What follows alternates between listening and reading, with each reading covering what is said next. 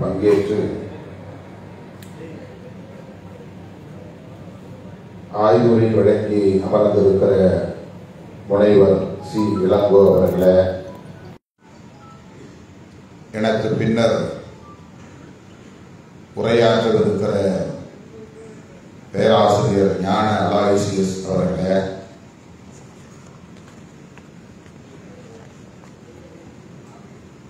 அடுத்து உண்மையிலேயே நான் பங்கேற்கவிருக்கிற அமர்வு மூன்றாம் அமர்வு, அந்த அமர்விலே பங்கேற்று உரையாற்றவிருக்கிற அறிஞர் பெருமக்களே, திரளாக கூடியிருக்கிற தமிழ் தேசிய போராளிகளே, உங்கள் அனைவருக்கும் என்னுடைய பணிவார்ந்த வணக்கத்தை தெரிவித்துக் கொள்கிறேன். அடுத்து இன்னொரு நிகழ்வில் நான் பங்கேற்க வேண்டும், வட சென்னை பகுதிக்கு செல்ல வேண்டும்.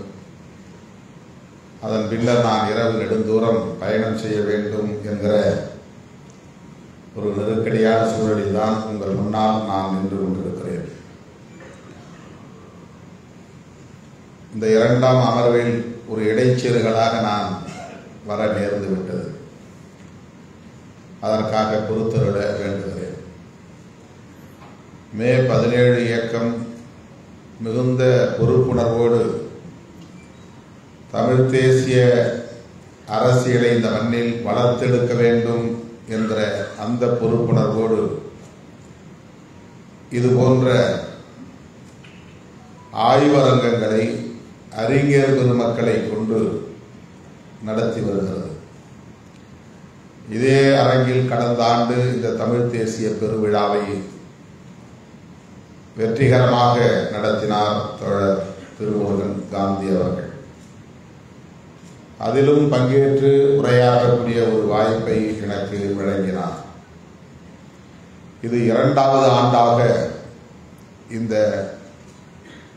தமிழ் தேசிய பெருவிழா ஒருங்கிணைக்க பெற்று இன்றைக்கு முதல் நாள் நிகழ்வு மிகச் சிறப்பாக நடந்தேறி கொண்டிருக்கிறது. நாளையும் நடைபெற உள்ளது. மிகவும் முக்கியத்துவம் வாய்ந்த தலைப்புகளில், கருப்பொருள்களில் ஆற்றல் வாய்ந்த ஆய்வறிஞர்களை அழைத்து வந்து இங்கே வகுப்பெடுத்துக் கொண்டிருக்கிறார். கல்லூரிகளில், பல்கலைக்கழகங்களில் பேராசிரியர்கள் பேசுகிற, மாணவர்களுக்கு வழங்குகிற அந்த ஆய்வுரைகளை இன்றைக்கு களத்திலே நின்று போராடக்கூடிய நமக்கு பேராசிரியர் பெருமக்கள் எடுத்து விவரித்துக் கொண்டிருக்கிறார்கள். இத்தகைய பின்னணியோடுதான் நாம் களத்தில் நிற்க வேண்டும், மக்களை அணுக வேண்டும், மக்களையும் அரசியல்படுத்த வேண்டும் என்கிற அந்த பொறுப்புணர்வு தான் இன்றைக்கு மே 17 இயக்கத்தின் செயற்பாடாக, களப்பணியாக அமைந்திருக்கிறது. மக்களை அமைப்பாக்குவது நம்முடைய மகத்தான பணி.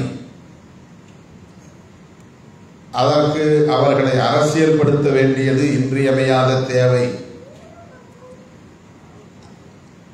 அதற்கு முன்னர் களப்பணி ஆற்றக்கூடிய நமக்கு நம்முடைய அரசியலின் பின்புலம் கட்டாயம் அறிந்திருக்க வேண்டும். நாம் அறிந்திருக்க வேண்டும், நமக்கு தெரிந்திருக்க வேண்டும். தமிழ் தேசியம் என்பது நம்முடைய இலக்கு. இந்த தமிழ் தேசியத்தை வெறும் மொழி உணர்வாக, இன உணர்வாக மட்டுமே நாம் முன்னெடுத்து போனால் அது ஒரு கட்டத்திலே வேகம் இழந்து, வீரியம் இழந்து, திசை மாறி போகிற வாய்ப்பு இருக்கிறது. அது பிற மொழியின் மீதான வெறுப்பையும், பிற இனத்தின் மீதான வெறுப்பையும் வளர்ப்பதற்கு ஏதுவாக அமைந்துவிடும். அவ்வாறு இல்லாமல் தமிழ் தேசியம் என்கிற அரசியலை முழுமையாக உணர்ந்து அறிந்து தெளிந்து அதனை செழுமைப்படுத்த வேண்டிய களப்பணிகளை நாம் ஆற்ற வேண்டும். அதுதான் முதன்மையானது. ஆகவே மொழி உணர்வும் இன உணர்வும் அடிப்படை தேவை என்றாலும் கூட வரலாறும் வரலாற்றின் பின்புலமும் அதைவிட முக்கியத்துவம் வாய்ந்தது.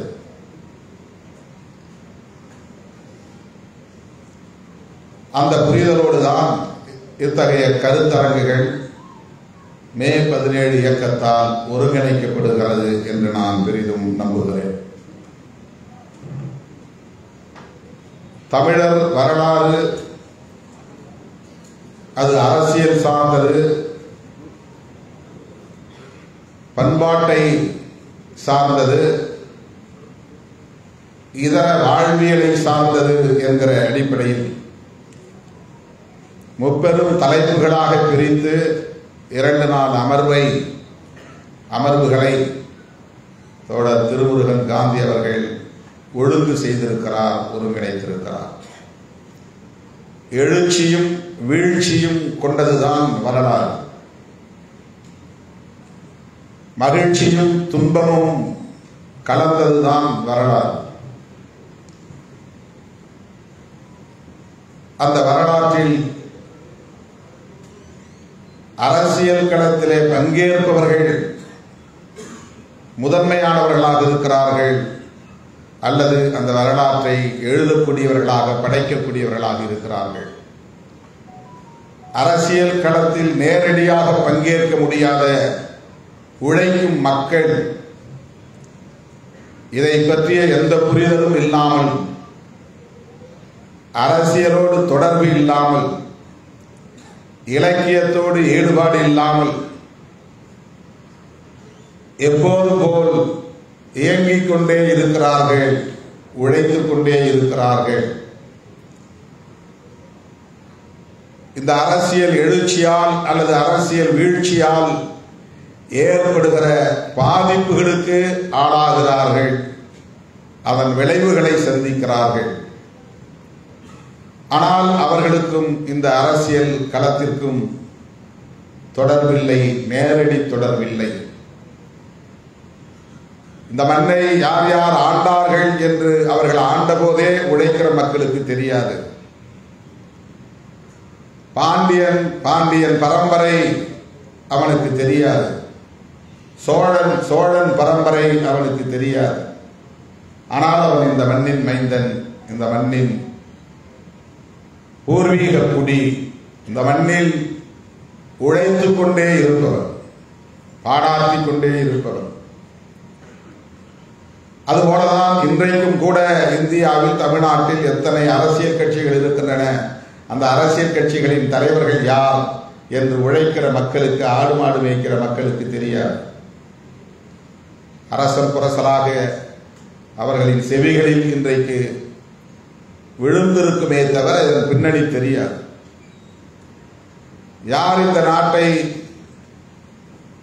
இதற்கு முன்பு ஆண்டார்கள் என்பதும் தெரியாது, இப்போது ஆண்டு கொண்டிருப்பவர்கள் யார் என்பதும் தெரியாது. இப்படி அரசியல் களத்தோடு தொடர்பில்லாத வெகுமக்கள் ஏராளம் ஏராளம் ஏராளம். அவர்களின் வாழ்வியலையும் சேர்த்துதான் நாம் வரலாறாக படிக்கிறோம். அவர்களின் பாதிப்புகளையும் சேர்த்துதான் நாம் வரலாறாக படிக்கிறோம். அவர்களுக்கு சமயம் பற்றி ஒன்றும் தெரியாது, ஆனால் வாழ்வில் சில நடைமுறைகளை பின்பற்றுகிறார்கள். அவர்களுக்கு மதங்களை பற்றி எதுவும் தெரியாது, ஆனால் சில பண்பாட்டு கூறுகளை அவர்கள் பின்பற்றுகிறார்கள், பாதுகாக்கிறார்கள். மதங்கள் சொல்லுகிற தத்துவங்கள் அவர்களுக்கு தெரியாது, ஆனால் அவர்கள் அந்த தத்துவங்களோடு இணைந்த வாழ்வியலை கடைபிடிக்கிறார்கள். எனவே யுத்தங்களை பற்றி தெரியாமல் வாழ்ந்த மக்கள், யுத்தத்தில் எழுச்சி பெற்றவன் யார், வீழ்ச்சி அடைந்தவன் யார் என்கிற வரலாறு தெரியாத மக்கள், இலக்கியம் அறியாத மக்கள், கவிதைகளை படிக்காத மக்கள், பாடல்களை எழுதாத மக்கள் எப்போதும் இந்த மொழியையும் இந்த மொழியின் அனைத்து கூறுகளையும் பாதுகாத்துக் கொண்டிருந்தவர்கள். அவர்களால் தான் இன்றைக்கும் மொழி பாதுகாப்பாக இருக்கிறது. அவர்களால் தான் இன்றைக்கும் இந்த இடத்தின் பண்பாட்டு கூறுகள் பாதுகாப்பாக இருக்கிறது. அவர்களால் தான் எத்தனையோ படையெடுப்புகளையும் தாண்டி, மொழி கலப்புகளையும் தாண்டி, இனக்கலப்புகளையும் தாண்டி இந்த மொழியும் இந்த இனத்தின் பண்பாட்டு கூறுகளும் தொடர்ந்து பாதுகாக்கப்பட்டு வருகிறது. எனவே வரலாற்றை நாம் படிக்கிற போது அரசியல் களத்தோடு நேரடி தொடர்பில்லாத உழைக்கும் மக்களை கூர்ந்து கவனிக்க வேண்டும். அவர்களின் உண்மையான வாழ்வியலை நாம் படிக்க வேண்டும்.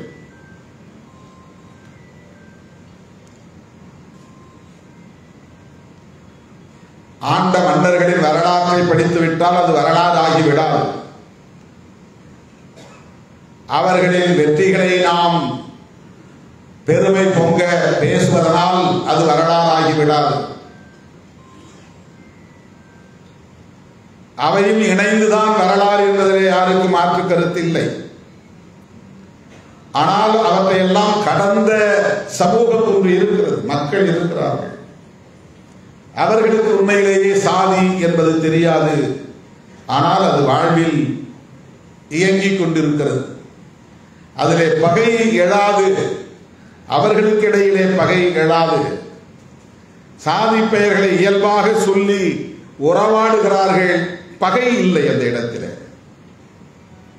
மோதல் இல்லை. அரசியலில் நேரடியாக தொடர்புள்ளவர்கள் தலையிடுகிற போதுதான் அது முரண்பாடாக மாறுகிறது, பகையாக மாறுகிறது. இதுதான் நீண்ட நெடிய வரலாறு. ஆகவே இது பற்றிய புரிதலே இல்லாமல் உழைத்துக் கொண்டே இருக்கிற சாமானியமான மக்களின் வாழ்வியலையும் நாம் உள்வாங்க வேண்டும். அவர்களின் புரிதலில் இருந்து நாம் நம்முடைய அரசியலை ஒழுங்கு செய்ய வேண்டிய தேவை இருக்கிறது.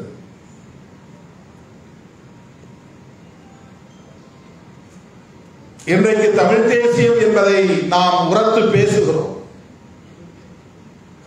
அதற்கு முன்னதாக தேசியவாதம் என்பதையும் நாம் உள்வாங்கிக் கொள்ள வேண்டிய தேவை இருக்கிறது, புரிந்து கொள்ள வேண்டிய தேவை இருக்கிறது. அவற்றை எல்லாம் பொருத்தி பார்க்கிற போது நடைமுறை அரசியலையும் நாம் இணைத்து அதை முன்னெடுக்க வேண்டிய தேவை இருக்கிறது. இது ஒரு புதிய அரசியலாக இருக்கிறது என்கிற ஈர்ப்போடு இதிலே நாம் இணைந்து விட்டால் அது எத்தகைய தாக்கத்தை ஏற்படுத்தும், விளைவுகளை ஏற்படுத்தும் என்பதையும் நாம் கணக்கிலே கொள்ள வேண்டும். இலங்கையிலே இரண்டு தேசிய இனங்களுக்கு இரண்டு வாழிடங்கள் அல்லது நிலப்பரப்புகள் தெளிவாக இருந்தன, வெளிப்படையாக தெரிந்தது. உனக்கான நிலப்பரப்பு வேறு, எனக்கான நிலப்பரப்பு வேறு. என் நிலப்பரப்பை என்னை நானே ஆண்டு கொள்வதற்கான அந்த இறையாண்மையை என்னிடத்தில் ஒப்படைத்து விடுங்கள் என்று கோரிக்கை எழுப்புகிற அரசியல் தெளிவு அங்கே பிறந்தது. ஆகவே அது ஒரு தேசியவாதமாக பரிணமித்தது, வளர்ச்சியடைந்தது, வலுப்பெற்றது. அங்கே தனியே ஒரு நிலப்பரப்பு இருக்கிறது, வாழிடம் இருக்கிறது, தாயகம் இருக்கிறது. அந்த தாயகத்தில் பூர்வீக குடிகள் தலைமுறை தலைமுறையாய் தமக்கான அடையாளத்தோடு, பாரம்பரியத்தோடு, இறையாண்மையோடு வாழ்ந்து வருகிற தேசிய இனம் இருக்கிறது. ஆகவே தாயகம், தேசியம் என்பது உருப்பெறுகிற நிலையில் தன்னாட்சி என்கிற இயல்பான பரிணாமம் உருவாகிறது. ஆகவே தமிழீழ தேசியத்திற்கான அடிப்படை கூறுகள் தாயகம், தேசியம், தன்னாட்சி என்கிற அடிப்படையிலே உருப்பெற்றது, பரிணாமம் பெற்றது என்பதை நாம் பார்க்கிறோம்.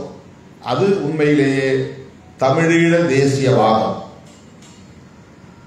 தனி தேசம் உருவாவதற்கான ஒரு அரசியலாக அது வளர்ச்சி பெற்றது. இன்றைக்கு வீழ்ச்சி அடைந்திருக்கலாம், ஆனால் அது வலுப்பெற்று இருக்கிறது, வலுவோடு இருக்கிறது. ஒரு களத்திலே அது தோல்வியை தழுவி இருக்கலாம், ஆனால் அது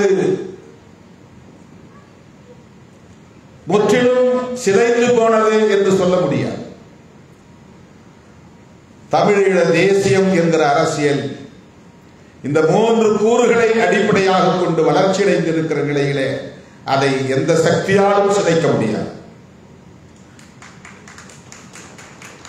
ஆனால் மீண்டும் எழுச்சி பெறுவதற்கு காலம் தேவைப்படலாம்.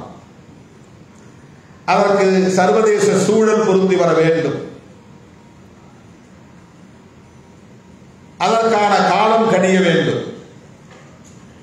அதுவரையில் அந்த தமிழீழ தேசிய அரசியலை அடைகாக்கும் பொறுப்பு அந்த உணர்வாளர்களுக்கு இருக்கிறது, அந்த கடமை இருக்கிறது. இங்கே நாம் பேசுகிற தமிழ் தேசியம் எது தாயகம்? இங்கே நாம் பேசுகிற தமிழ் தேசியத்தில் நமக்கான தேசியவாதம் என்பதை எந்த நிலவரப்போடு நாம் இணைத்து பார்க்கிறோம்? நிலப்பரப்பு என்பது தேசியத்திலே மிக முக்கியமான ஒன்று. தேசம் இருந்தால்தானே தேசியம். தேசத்தை உருவாக்குவதற்கான சூழல் இருந்தால்தானே தேசியம் வளரும். ஆகவே இங்கு தன்னாட்சி என்பதை நாம் நிலைநாட்ட வேண்டுமானால், வென்றெடுக்க வேண்டுமானால், அதை நோக்கி நாம் வீரியத்தோடு பயணிக்க வேண்டுமானால் தாயகத்தையும் தேசியத்தையும் நாம் அடையாளம் காண வேண்டியிருக்கிறது. தேசியவாதம் எது என்பதையும் நாம் புரிந்து கொள்ள வேண்டியிருக்கிறது. உலக நாடுகள் எப்படியெல்லாம் தேசியவாதங்களை பேசுகின்றன. மதவழி தேசியவாதம் இருக்கிறது, இனவழி தேசியவாதம் இருக்கிறது. உலகத்தில் இந்த 2 தேசியவாதங்கள் தான் பெருவாரியாக இருக்கின்றன, வெகுவாக இருக்கின்றன.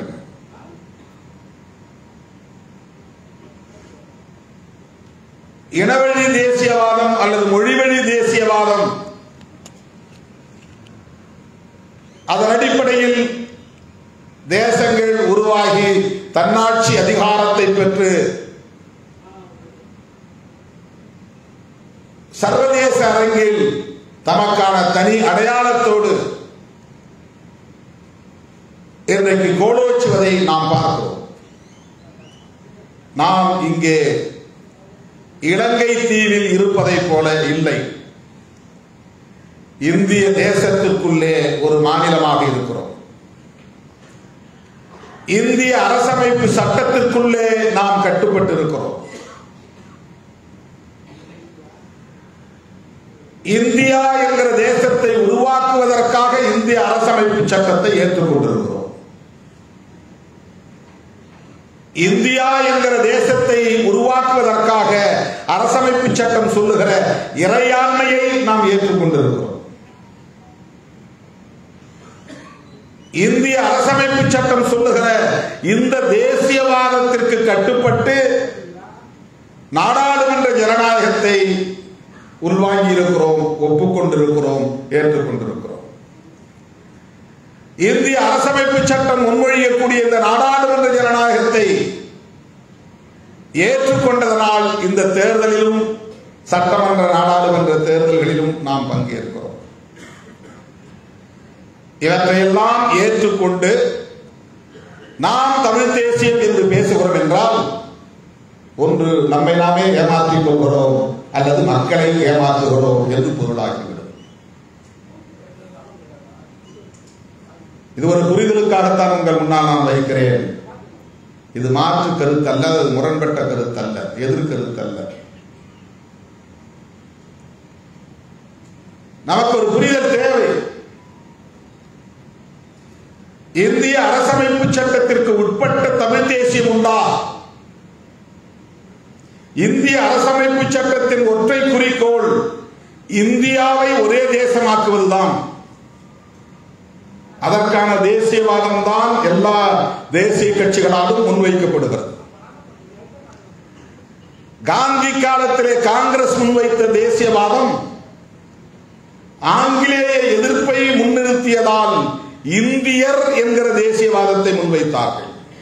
நாம் இந்தியர், எந்த மதமாயிருந்தாலும், எந்த மாநிலமாயிருந்தாலும், எந்த மொழியை பேசக்கூடிய தேசிய இடமாக இருந்தாலும், எந்த பண்பாட்டை பின்பற்றக்கூடியவர்களாக இருந்தாலும் நாம் அனைவரும் இந்தியர் என்கிற உணர்வை பெறுவோம். அது நாட்டினத்தின் அடிப்படையிலான தேசியவாதம். The nationality based nationalism. Indian என்கிற உணர்வின் அடிப்படையிலான ஒரு தேசியவாதத்தை அன்றைக்கு காங்கிரஸ் முன்வைத்தது, காந்தி முன்வைத்தார். நீ இந்துவாக இரு, முஸ்லீமாக இரு, கிறிஸ்தவனாக இரு, எதுவாகவும் இரு, நீ தமிழனாக இரு, மலையாளியாக இரு, எதுவாகவும் இரு, ஆனால் நீயும் இந்தியன், நானும் இந்தியன். அந்த இந்தியன் என்கிற உணர்வை பெற்றால்தான் ஆங்கிலேயனை எதிர்க்க முடியும் என்கிற தேசியவாதம் அன்றைக்கு முன்வைக்கப்பட்டது. வெள்ளையன் வெளியேறிவிட்டால் நாடு விடுதலை பெற்று விட்டது.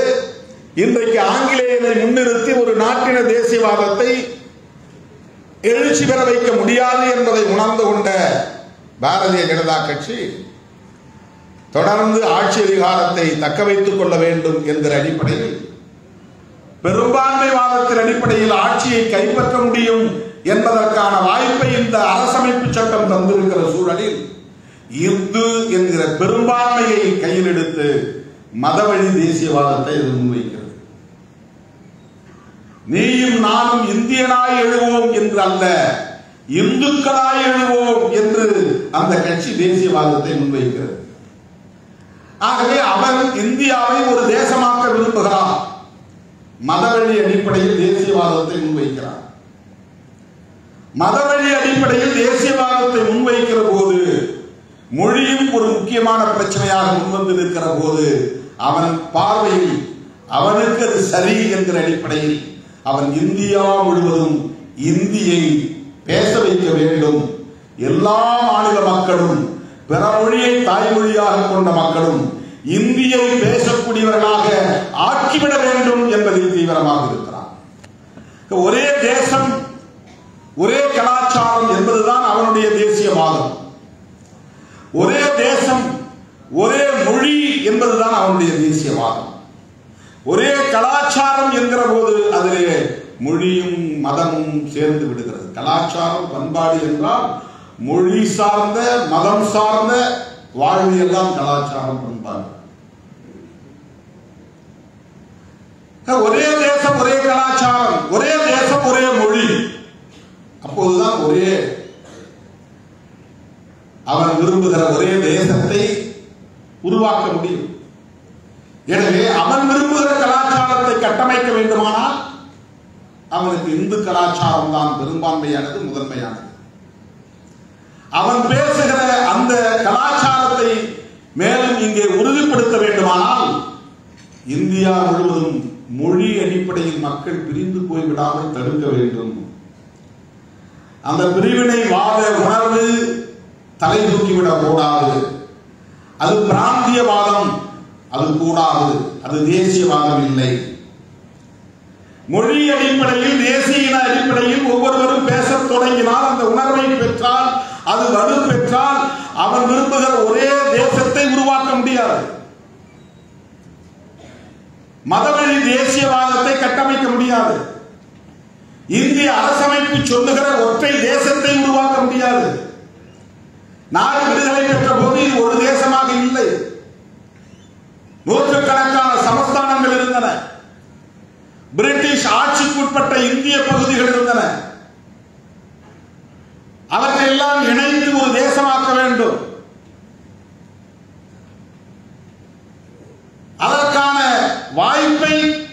உருவாக்கி தருகிற ஒரு ஆவணம் தான் இந்திய அரசமைப்பு சட்டம்.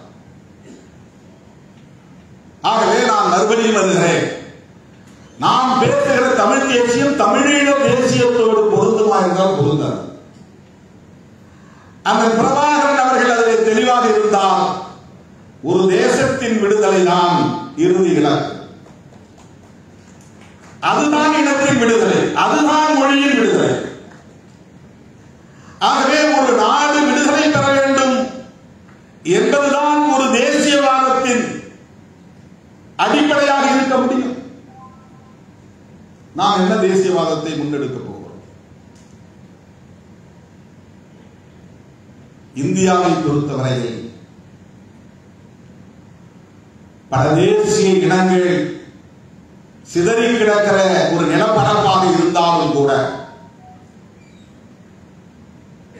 இந்தியா எமது தேசம் என்கிற உணர்வை நீண்ட காலமாக ஒவ்வொரு தேசிய இனத்திலேயும் உருவாக்கப்பட்டிருக்கிறது, வளர்க்கப்பட்டிருக்கிறது.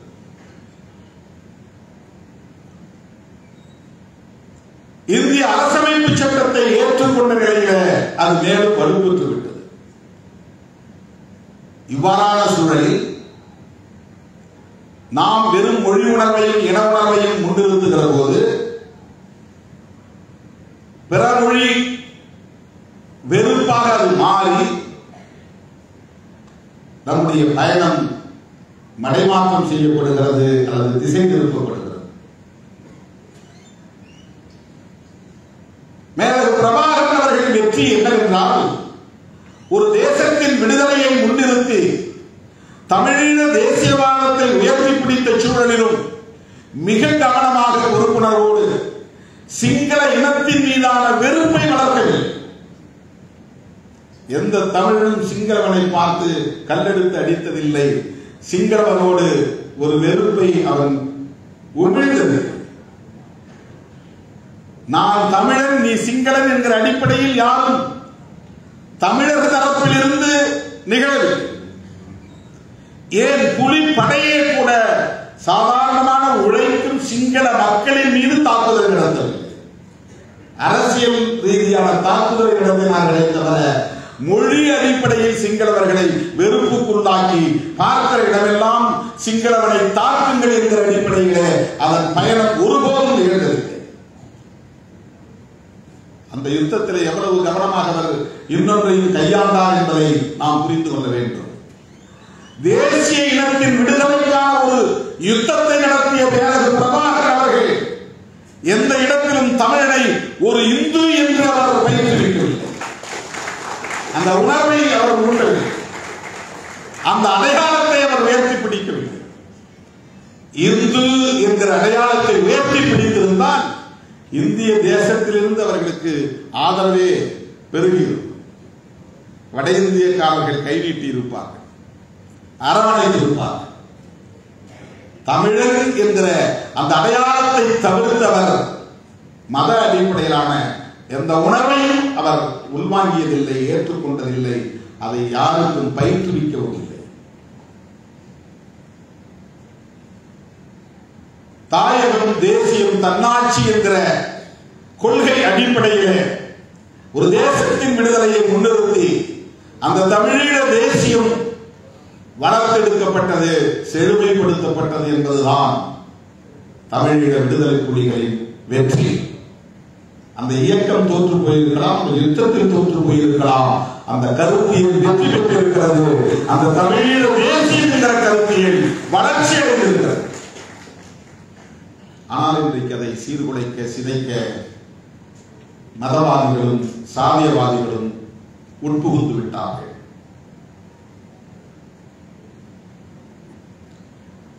தமிழ்நாட்டை பொறுத்தவரையில் நாம்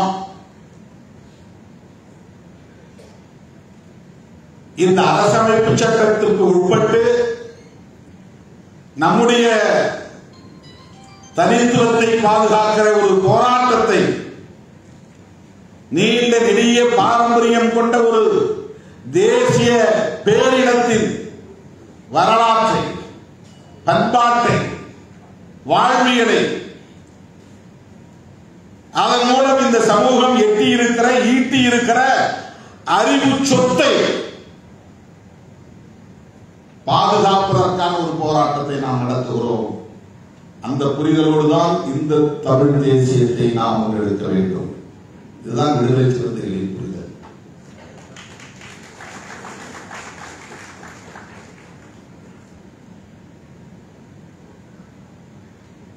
இந்தியா முழுவதும் சிதறி கிடக்கிற உழைக்கும் மக்களை நம்மால் அமைப்பாக்க முடியாது.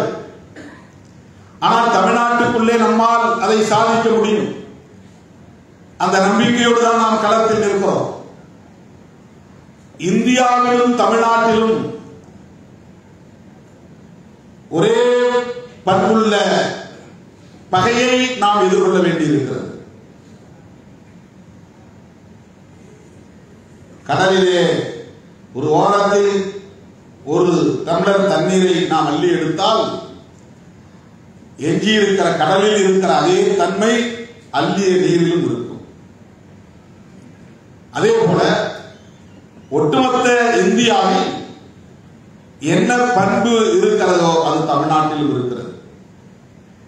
இந்திய சமூக கட்டமைப்பு அடிப்படையில் சாதியத்தால் உறுதிப்படுத்தப்பட்டிருக்கிறது, நிலைப்படுத்தப்பட்டிருக்கிறது, வலுப்படுத்தப்பட்டிருக்கிறது.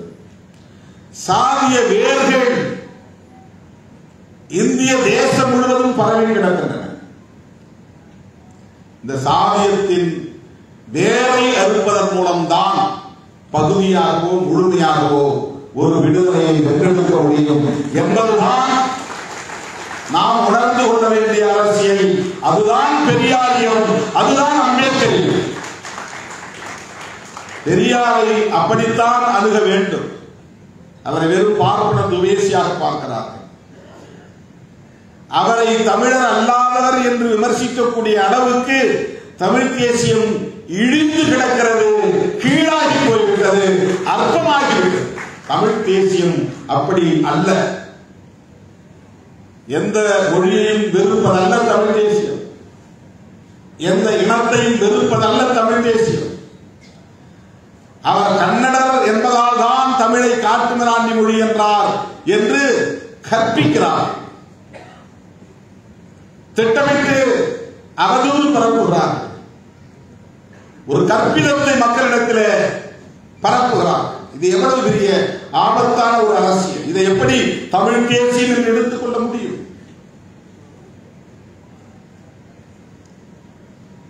அவர் வாழ்ந்த காலத்தில் இது மதராஸ் பிரசிடென்சியாக இருந்தது. அவர் வாழ்ந்த காலத்தில் இந்த தென்னிந்திய மொழிகளை பேசக்கூடிய அனைத்து மக்களும் ஒரு ஆட்சி எல்லைக்குள்ளே வாழ்ந்தார்கள். பிரிட்டிஷ் ஆட்சி நிர்வாகத்தின் கீழ் மதராஸ் பிரசிடென்சி என்ற நிலப்பரப்புக்குள்ளே எல்லோரும் சேர்ந்து வாழ்ந்தார்கள். யாரும் இங்கே ஆக்கிரமிப்பு செய்து ஊடுருவல் செய்து இந்த இனத்திற்குள்ளே வந்து இந்த இனத்தை அழிக்க முயற்சித்தார்கள் என்று சொல்வது ஏற்புடையதல்ல. இது மதராஸ் பிரசிடென்சியாக இருந்தது. அதற்குள்ளே தெலுங்கு பேசுகிறவர்கள் இருந்தார்கள், மலையாளம் பேசுகிறவர்கள் இருந்தார்கள், கன்னடம் பேசுகிறவர்கள் இருந்தார்கள், தமிழ் பேசுகிறவர்களும் இருந்தார்கள். அவர்களுக்கு இடையில் அப்போது இயக்கம் உருவாகிற போது அனைவரையும் ஒருங்கிணைத்த ஒரு சொல்லாடல் தேவைப்பட்டது.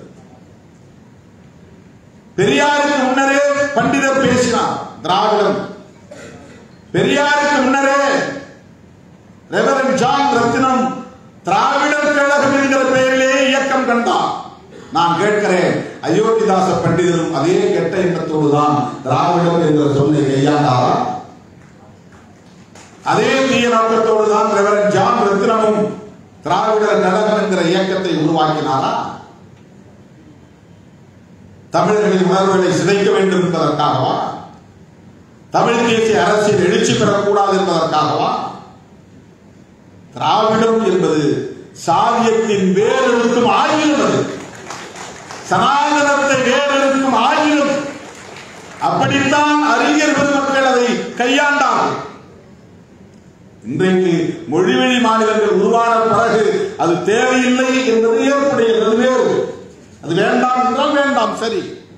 ஆனால் அன்றைக்கு உருவானதே இந்த தமிழ் தேசியம் உருவாகாமல் தடுப்பதற்குத்தான் என்று கற்பிதம் செய்வது எவ்வளவு பெரிய அயோக்கியத்தனமானது, அறிவீனமானது, அவதூறானது, அற்பத்தனமானது. இதை எப்படி நாம் அனுமதிக்க முடியும்? வெறும் மொழி உணர்ச்சியும் இன உணர்ச்சியும் இப்படித்தான் இனவாதமாக மாறி இன வெறுப்பாக போயிருக்கிறோம். பெரியாரை நீங்கள் பிறமொழி இனத்தை சார்ந்தவர்கள் என்று மறுதளித்தால் புரட்சியாளர் அம்பேத்கரை எப்படி ஏற்றுக்கொள்ள முடியும்? மாவேரி மார்க்ஸ் அவர்களை எப்படி ஏற்றுக்கொள்ள முடியும்? மகாத்மா பூலே அவர்களை எப்படி ஏற்றுக்கொள்ள முடியும்? இது எங்கே போய் நிற்கிறது? எனதருமை தோழர்களே, பெரியார் பார்வை என்பது சாதியத்தை வேறறுப்பதன் மூலம்தான் உழைக்கும் மக்களின் விடுதலையை வென்றெடுக்க முடியும் என்பதுதான்.